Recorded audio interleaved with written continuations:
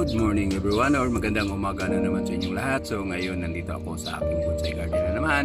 At ang isi-share ko sa inyo is itong aking wild lemon. So makita nyo parang totoong kahoy, no? So matagal ito sa akin, kaya naisip ko may share kasi natutuwa ko. Ang daming bunga.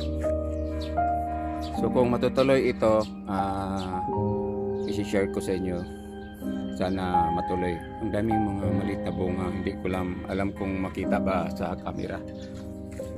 At saka itong wild lemon na ito lang ang maganda, ang iyang mga dahon na naging green. May papakita ko sa inyo yung isang wild lemon ko doon, nag-yellow ng dahon. So katulad dito, may mga bunga siya pero jutay lang, konti lang, tapos nag-yellow ng dahon. So punta naman tayo doon sa kabila, yung mini forest kong wild lemon. So ito yung wild lemon na mini forest ko. Tapos same pa rin, nag-yellow yung dahon. Ayun, ewan ko kung ano nangyari ito. Dapat, I think, dapat naman. Siguro kailangan ko nang iripat ito. Siguro dami na rin gamot. So ngayon ang isi-share ko sa inyo is itong aking Don Manuel, kasi last time na ginagupitan ko ito, I thought na gupit lang kailangan. So nakita ko need to repat na siguro, including this one here, the Argao Taiwan. Teka na kayo siya, mga sanga, mga matay na kayo sa. So yun ang isi-share ko sa inyo.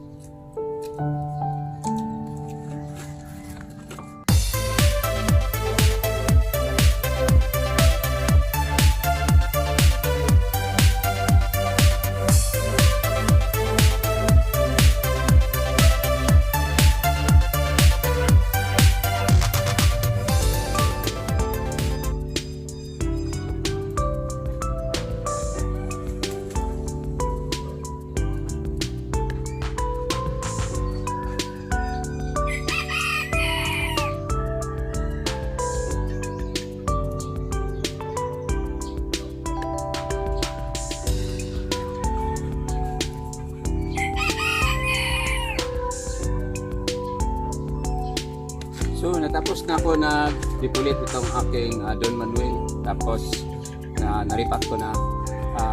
Nagtaka ako, hindi masyadong marami pang gamot, pero nagtaka ako bakit ang daming mga sanga nangamatay. Tapos hinay ko siya, nagsalisin niyang mga dahon gikan sa paggupit ko nito, kaya decided to ripat. Ang akala ko marami siyang ugat na ano ba.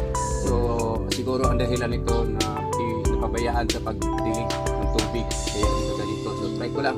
So this sa akin lang conclusion for this Don Manuel, hindi siya parang ayaw niyang itanim sapat. Gusto niya nasa lupa siya, kasi ang dami ko nang tinanim sapat tapos magganito. So just hope na it will survive. Then anong pumunta sa sunod ko, mahaba naman ang video ko. Galing siya hindi masali ito. Hindi ko na masali ito kasi ang haba ng nagawa kong video. So for this morning, ito lang masishare ko sa inyo itong aking Don Manuel bonsai materials na iniripack ko. Tapos kailangan palang extra pag-alaga nito kasi ang tagal ko na itong pinupurma na ganito. Tapos isa para maka-discourage ng klase ng bonsai materials, so we prefer to bonsai Tugas Bato, Argao, Taiwan, saka Picos Nana, dan isa Picos Microcarpa, at saka Sampalok yan. So for this morning, ito lang masishare ko sa inyo. Maraming salamat sa panonood. God bless you all. Have a nice morning ahead of you. Bye-bye.